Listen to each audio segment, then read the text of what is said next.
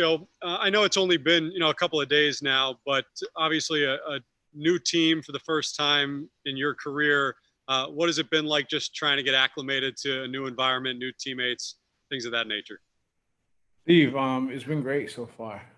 This past couple of days, they've been good. Everybody seems nice. Everybody that I talked to has been really nice and joyful to talk to. Um, yeah, today was the first day we took the field as a team, and it was fun. It was fun to be around the guys to see what everybody's got, and the work ethic I've been seeing from the guys have been really, really good. The only thing that makes you want to do is elevate your game and get better. Like I said earlier, I have heard nothing but good things about this group of guys, and I just want to be a piece of their puzzle. Francisco, after the Mets acquired you, they still had a pretty active offseason. The team looks, very different than it did even when you were acquired.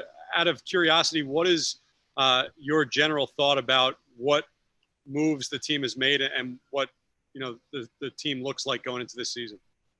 I think the additions they added to the roster were really good. Having May, having McCann, um, Amora to the mix, that the good group of guys that they had, and the many others that I haven't mentioned, has been good. I think it's going to be a fun season. I can't wait to continue to get to know the guys more in the daily basis and grind together, and hopefully we can win some ball games. Tony DeComo, your line is open.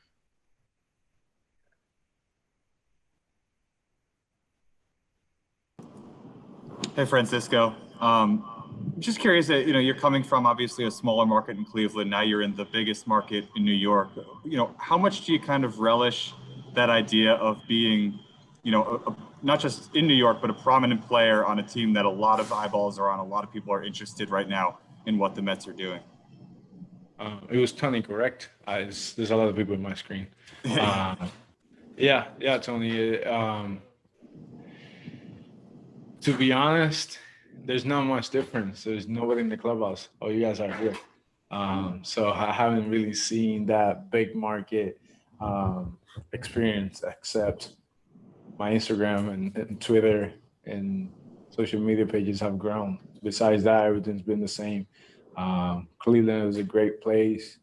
They had a great working environment, and I respect all of them. And so far, it's been similar here. So I don't see you guys on the like in the clubhouse, and I saw a couple of like videographers and photographers on the field, but that's normal, So I haven't really got hit with the big market experience yet. I also wanted to ask you quickly about the hair. I know you've dyed it in the past. Is there a story you just like the blue? And I like this blue because then it'll fade to like that grayish. And I didn't want to bleach my hair this time.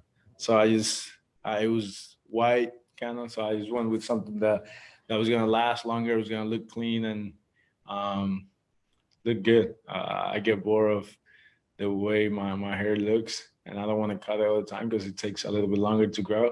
So why not dye it with different colors, maximize it until I run out of hair. Next up is Justin Toscano.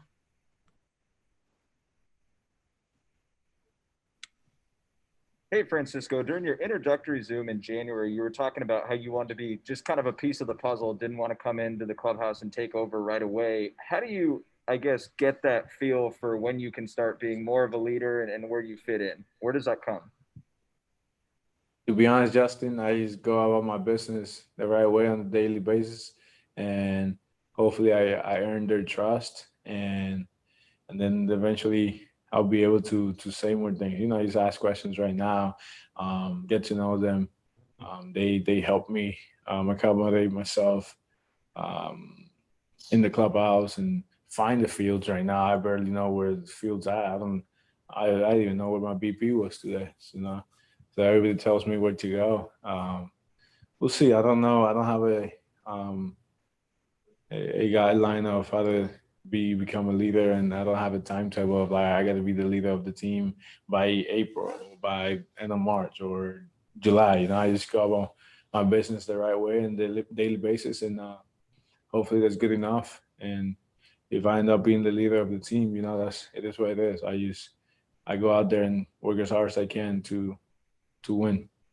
You just mentioned that a lot of the guys were helping accommodate you and show you things, but have any of them or any prospects picked your brain through these first couple days? Pick my brain? No, it's been just regular conversations. I think people get shy of asking questions. I think I've been the one that's have asked the most questions. They'll eventually, start asking questions if they feel like they need to ask. If not, they got a great group of hitters here, and usually that's what we talk about as baseball players the most. Hitting, we talk defense, but most of the baseball player like hitting better than defense. Tim Healy, your line is open.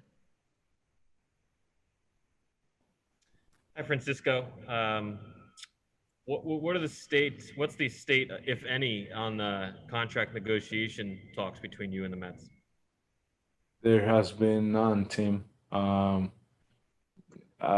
haven't found the time, and I obviously got to get to know the organization, get to know the people, and they had to get to know me. If something comes up, we'll see in the future of us between my agent and Sandy and the rest of the staff. I just focus on my business, and that's doing things the right way here, Tim. And there's been non-assistance, the conversations. I think it's too early. I think. Not sure. You mentioned last month that you don't want it to leak into opening day. Have you decided on a given date? Is it whether it's opening day or something else that, all right, if you get to there, you don't want to talk about it anymore? No, the reason why I have said I don't want it to be an opening day because as players, we have a duty, and a duty is show up and win. I can't.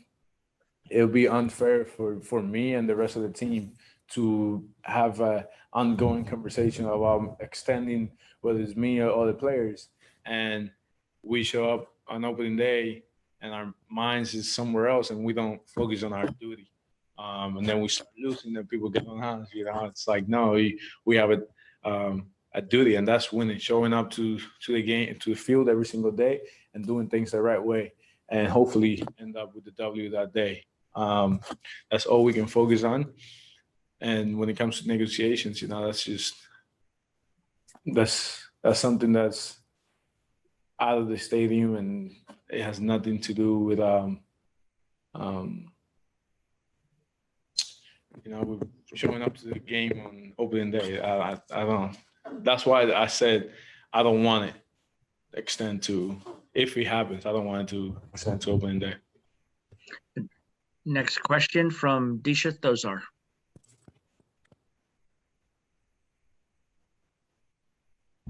Hey, Francisco, I was muted before. I'm just wondering what's been the toughest adjustment for you so far, whether that's some of the protocols around here, like you said earlier, you don't really know your way around camp yet, I guess. Has anything just surprised you with the way you're adjusting so far? Disha, the hardest thing for a player when they first come into spring training is the time. Trying to get your routine down. What time you show up, what time you go to the weight room, what time you go in the batting cage, what time you go do your ground balls, and then find time to eat. Like that routine, it's different. I don't want to show up here at 6:15 in the morning. It's way too early. But I also don't want to be the last one and then be running through the whole process. That's been the hardest thing to adjust. I mean, it's only a couple of days. And then finding the fields. Mm-hmm. Finding the fields, it's in Cleveland, I had it locked down, so I got to figure that one out. Do you expect kind of that routine or struggling to find that routine to bleed into the season, at least at the beginning? No. I'll get that down like tomorrow I'm gonna tweak something in my routine. Hopefully it makes it better. The next day, tweak on it again. And then by games, that's usually I know my routine. I know what time I gotta get to the field. I know the things I gotta get done before I actually go play, and then after that, I'll take care of itself. Mike Puma, your line is open. Hey, Francisco. Wondering, what did you think of Tatis's contract extension, and do you think that's something that can kind of serve as a baseline for what you're looking for? Mike, Tatis got an outstanding deal for him. I'm extremely happy for him. He deserves it. His family deserves it, and that shows that the game is heading in the right direction. You know, there's $300 million players in the same team, so the game's heading in the right direction. I'm happy for him. I'm excited to watch him play for the next 14 years. God willing, he stays healthy and does what he does. And especially being in the National League this year, it'll be fun to play against him, which I've never had the chance to play against him. And I mean, does any part of you wonder about the merits of testing free agency as opposed to negotiating something in camp? I've never been scared of free agency. So it's not like I got to rush to sign a deal, or I got to rush. I hope I can't wait for free agency. You know, I live life on the daily basis. So, Mike, I mean, $340 million, it's a great deal. You know, it's a big deal. So I'm happy for him, and I messaged him. I said, "Congrats, man! You did your thing. You did your thing, man. And I'm happy for you." Eddie Coleman, your line is open.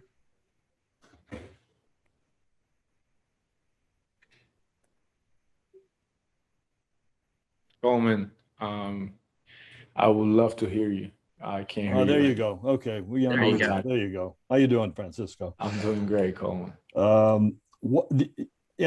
Last year was such a weird season.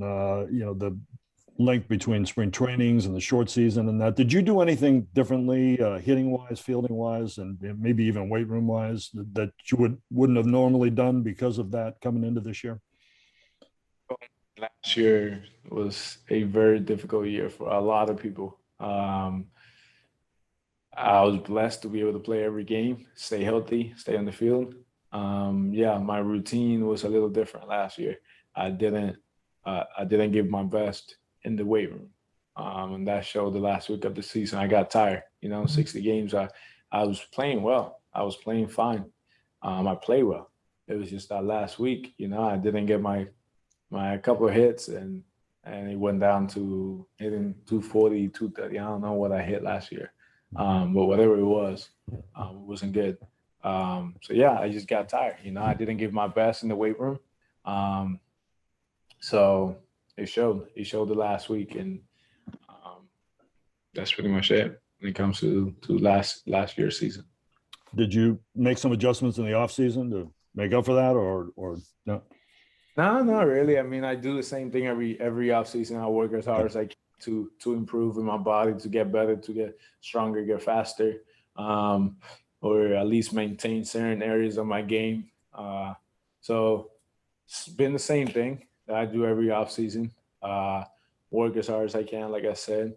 And I thought last year went well. It was just that last week, you know, and there's nothing I can do in the off season to fix what I did the last week. It's doing it during season this year to make sure that stretch don't happen. And it's hard not to notice the blue New Balance wrap around your blue hair, but I know you've been with New Balance for a while. But I saw online you just put out a signature collection. Why did you decide to do it at this time? The Lindor one, that's something we've been working on for a while. I'm very humble and excited to announce to the world that I have my own signature shoe, the Lindor one, and an apparel collection with New Balance. It's a blessing. It's a great opportunity, and that's why I went enjoying New Balance. Besides the fact that they're great people, they're great group of guys over there, and the Davis family is outstanding. But to create my own shoe, the Lindor one, I have my apparel collection. It's special. It's unique, and I can't wait for the world to be wearing my shoes on and off the field. And I have a unisex shoe, so girls can also be wearing it. I'm extremely excited. I'm proud. And it's a good day for me and my family. Can we talk to you about a discount, maybe? We'll see. We'll see, man. Thanks. Thank you all. Dave Lennon, your line is open. Hi, Francisco. You mentioned, how great everything has been here so far. Can you appreciate how difficult is it? Everybody's talking about an extension and you staying with the Mets long term. How hard is it maybe on both sides to realize that you guys want to be together for 10 years or 12 years? I mean, is there a difficulty to it that maybe we don't see from the outside about, you played with Cleveland. You knew you were comfortable there. You're brand new here. How do both sides know this is something that you guys can do, There's mutual interest, and like I said earlier, I have never been shy of an extension, Cleveland did what they had to do. They couldn't keep me. They weren't in the position to keep me. They decided to go a different route. David, I have never been shy of an extension, but everything got to make sense. It has to make sense. If it doesn't make sense, then that's just not fair. And talking about an extension, man, it's like talking about somebody you want to talk about, but at the same time, it's about talking about somebody you don't want to talk about. It's like it's just inevitable. You can't not talk about it, but it's mixed feelings, because you want to focus on your craft. You want to focus on winning. You want to focus on what you have on a daily basis. And sometimes on a daily basis, it's the extension, because people are bringing it, people are expecting it, or people know free agency is coming up. So they just talk about it.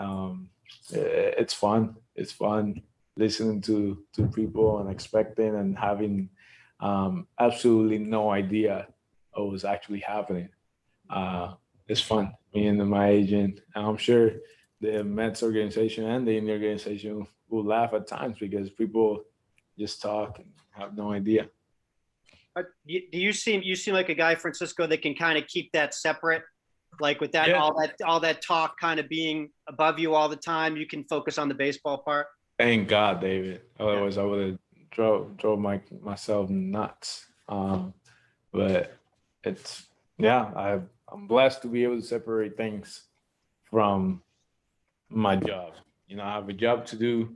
I'm a dad, so I got to take care of that. I'm a family man. I got siblings, I have nieces, and just separating those things. That's what life is all about. And when you can separate all those things correctly, life is good. When everything blends in, you run in trouble. Bruce Beck, you are up next. Francisco, has it hit you yet that you're a member of the New York Mets? Bruce, of course, man.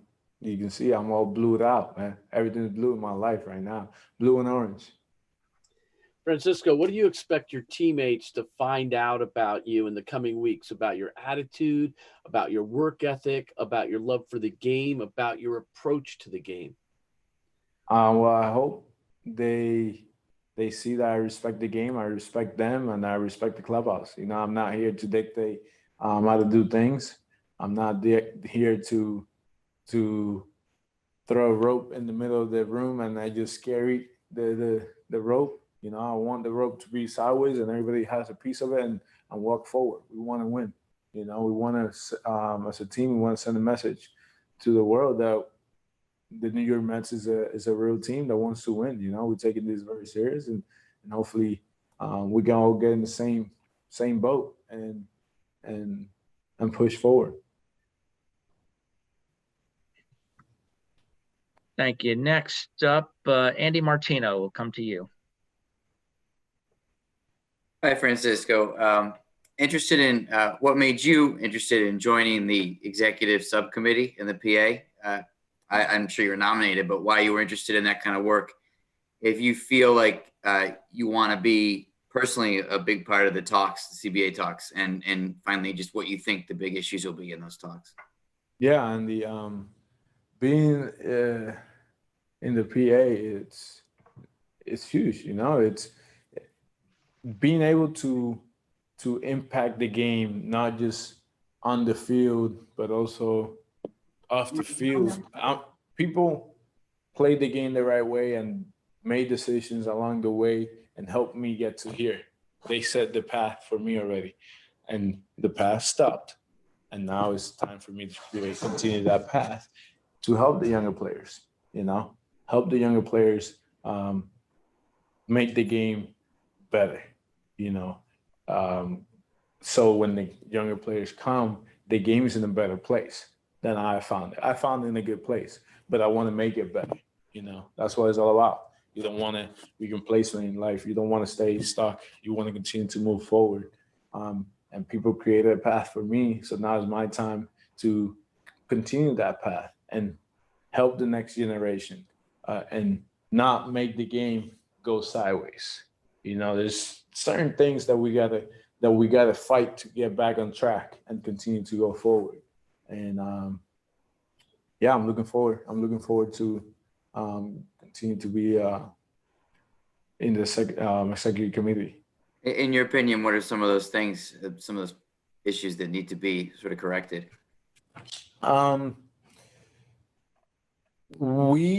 Analytics is taking over the game, you know, too much. Analytics are great, you know, they're good, but they don't need to take over the game, you know. That's something that's just, it's not right, you know. Let the players play the game.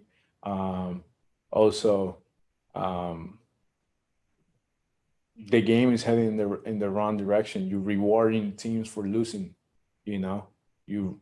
Team loses 100 games and they get money at the end of the year, because the bigger market teams or the teams that decided to spend money spend too much money and won. You know, they got to give money away to help other teams. You know, in the industry, and we want it to be fair for everybody. You know, we want the players to make money, we want the owners to make money, and you want everybody else to make money and the fans to enjoy the game. You know, you want to go to the game also and watch players play the game. You know, you want to see excitement. We have been talking about speeding up the game for such a long time, but we have guys running all over the field, you know, or we have the analytics have kicked in the sense that it's making the game a little slower, you know.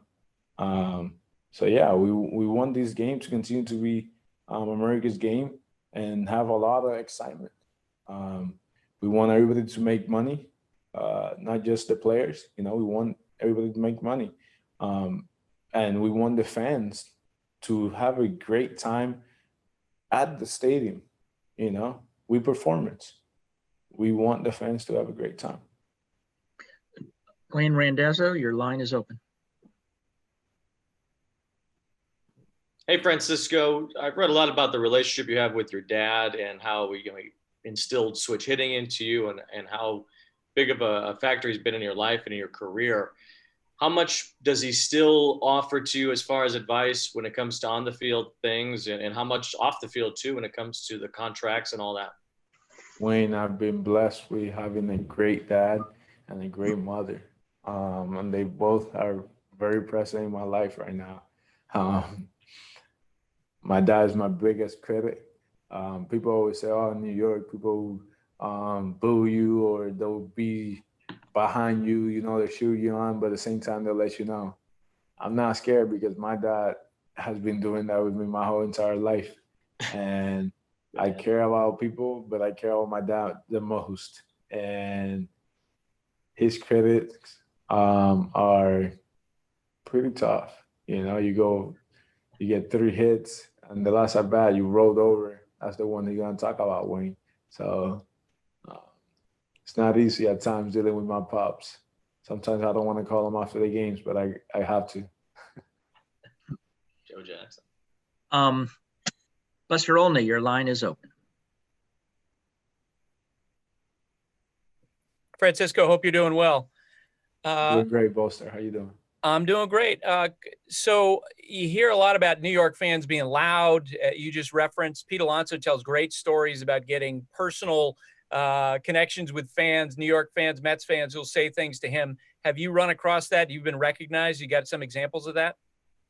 Well, it seems like everywhere I go, people are a great Mets fan. People always say, "Oh, I'm a huge Mets fan." I didn't know that there were that many Mets fans. You know, everybody's like, "Oh, I grew up in Queens," or "Oh, I grew up a Mets fans." You know, every time that somebody recognized me, they tell me how much they love the Mets. So I'm excited. I'm excited for what's coming. Hopefully, there's fans in the stadiums and not just 2,000, 4,000. Hopefully, we can get things under control and people, you know, mask up and go to the game and be as loud as they want. You talked about playing against Tatis Jr. for the first time. You're going to be playing with guys that you probably don't know that well on the Mets. Is there someone on the team that you're kind of looking forward to getting to know because you watched him from afar? Well,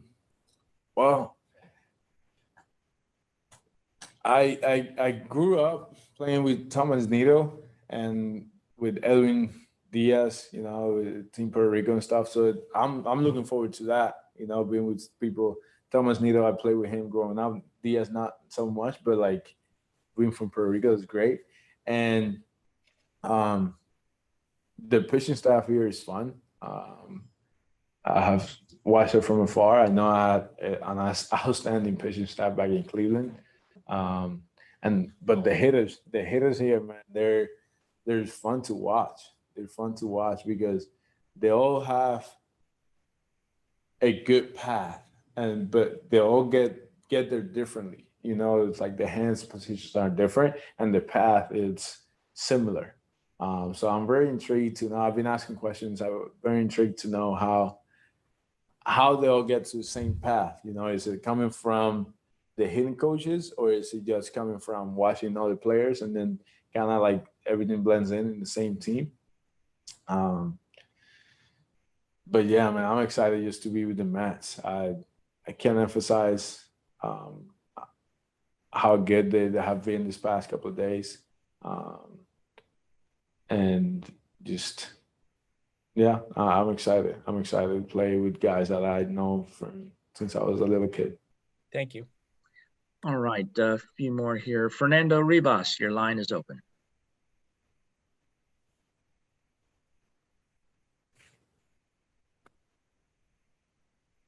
Trying to get your line. Trying to get your line open. Fernando, it's your turn.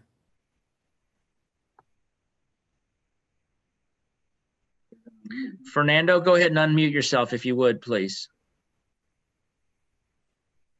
I think Fernando's got us on pause. All right, Fernando, we'll come back to you. Let's go next up.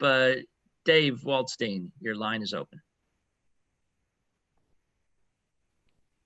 Hi, Francisco. You mentioned analytics. I'm wondering if there's any particular thing about analytics that you as a player really hate in game, whether, I don't know, it's like, oh, we're going to have to shift again, or oh, we're going to take out a pitcher, you know, he's pitching great. You know, what are the things that you really dislike personally about analytics?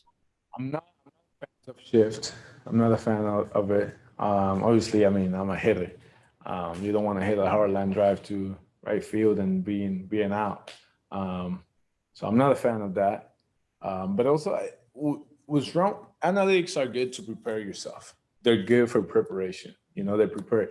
The the odds, the percentages, those are real things. You know, they're good. They're good. That's why I like analytics. I'm not against it.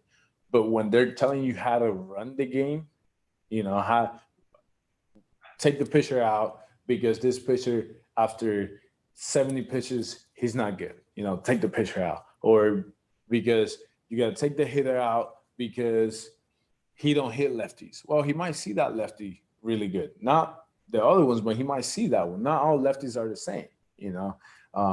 So there's so many things when they start telling you how to play the game and how to do things, you know, you work your whole entire life to make it to the big leagues and to have the freedom of playing the game. To all of a sudden now I have to move one step because he hits the ball a step from me 80% of the time. Yeah, well, maybe that was against Beaver, but the ground is different. They're both really good. Or I have to move 2 steps because he hits the ball in that direction 96% of the times, you know? And it's not that he hits it, it's like, I have to move, and they're telling me to move. It's like, no, man, let me play, let me have my instincts, let me do me. I'll die with my instincts. I get really mad when I miss a ball because they were telling me to move the other way, David. It just drives me nuts. But if it's my instincts and I go for the ball and I miss it, I die with it. You know, I that's fine, you know?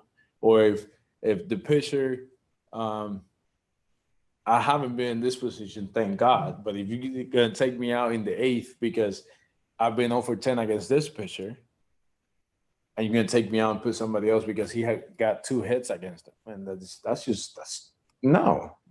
Like, as an athlete, as a competitor, you want to go out there, David, and you want to beat that guy. He beat you 10 times. I got to beat him once at least, you know? Like, heart says a lot, and determination says a lot more, you know what I'm saying? So, like, analytics are good, but it's to a certain extent, you know? And then analytics are not helping players get paid either, you know? And that's not good either.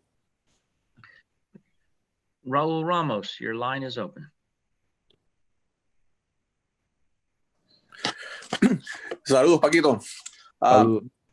During the 2013 Future Stars game in Queens, you talked to our friend Octavio Sequeira about the struggles that the players coming up had about the language barrier, not having enough money, driving the bus together. When you look back, what do you think that you have accomplished so far? And what message do you want to send to those players that are coming up? To not get discouraged, to continue to move forward. Yeah, life is rough in the minor leagues. It really is for players that don't have money, and for players that don't speak the language, or for players that are just shy. You know, players that never leave their towns. It could be challenging. It could be difficult. It could feel lonely at times. Do not get discouraged. Continue to move forward. Continue to work, because the dream is bigger than the moment, you know? So just go thrive and try to accomplish your dream. And don't worry about the situation you're in, because it's going to get better. There's a light at the end of the tunnel. There really is. All right. Thank you, Raul. We have time for one more. Rich Catino, your line is open. Hey, Francisco, one of the things that a new shortstop has to kind of do in spring training is get used to a double play partner. Yours will likely be Jeff McNeil. Have you had any conversations with him, and how are you looking forward to working with him on the middle part of the infield defense? Today was the first time we took ground balls together. It's different. You know, every double play partner is different. I just got to get to know his arm a little bit more and get to know how quick he gets rid of the ball, because that'll dictate how far I play from the bag, and that'll dictate how my double play depth is going to be, whether it's closer or further away from home plate. And then also, I talked to Jeremy yesterday because we took ground balls together. McNeil, we haven't really talked about defense. We talked hitting. We all know he can hit. So, when it comes to defense, that's something that we're going to continue to work as the spring training continues. And yeah, can't wait to get to work with him and get to know him, get to know the things that he does really good and things that he doesn't do as good. So we can turn a lot of double plays. I hate not turning double plays. Get me out of the innings quicker and my feet. Okay, I think the mute might be fixed. So Fernando, we're gonna come back to you for the Fernando, final. you back, man? Yeah, Fernando. All right. Yeah, I'm here. Listen, Ethan, a Spanish question is possible. Yeah. All right. Saludos, Francisco. Saludos. Bien. Mira, precisamente hablando sobre eso que estaba contestando, la posibilidad, ¿verdad?, de reunirte con segunda base, con el cuadro anterior y cómo es la comunicación, ¿verdad?, desde ahora para poder hacerlo bien durante la temporada regular. Bueno, pues para eso está el training, para crear comunicación y crear un círculo de confianza. Y pues hasta ahora pues no he tenido la oportunidad de hablar con los muchachos. Hablé con Guillermo para conocerlo un poquito de cómo él le gusta los flips y cosas así. Pero con los demás no he hablado. El segundo día, prácticamente el primer día del campamento, pero el segundo día que yo estoy aquí, poquito a poco uno va hablando con ellos y creando esa confianza y sabiendo las mañas, las buenas mañas y las malas mañas también, porque pues, todas las tenemos. Y al final del día, pues, disfrutar la temporada y hacer mucho double play. ¿Entiendes? Yo, como dije anteriormente, yo odio no hacer double play, a mí me encanta hacer el double play. Y segundo, obviamente Puerto Rico, hablaste de Puerto Rico, de Edwin y de Nido. Obviamente Puerto Rico tiene una fanaticada fuerte de Nueva York, dividida entre los Yankees y los Mets. Obviamente muchos fanáticos de New York. Ahora contigo, puede haber una oleada de fanáticos convenciéndose para entrar a los Mets contigo. Definitivo. Sé que Puerto Rico tiene muchos fanáticos en ambos lados, en el Bronx y en Queens. Y hay mucha gente, como decimos nosotros en Puerto Rico, New York. Que es divertido ver cómo ambos lados, cómo los fanáticos se desvían a ambos lados. Y yo me acuerdo cuando era chiquito ver a Beltrán, a Lescora, Baelga, a Lomar, los Mets, Delgado, en los Mets. Y ver cómo los fanáticos, pues, todo el mundo, hubo un tiempo que todo el mundo, en cada liga que tú ibas, había un equipo que se llamaba los Mets. Porque, pues, había muchos boricuas ahí. Espero que esta sea una nueva era de muchos equipos de Puerto Rico que se llaman los Mets.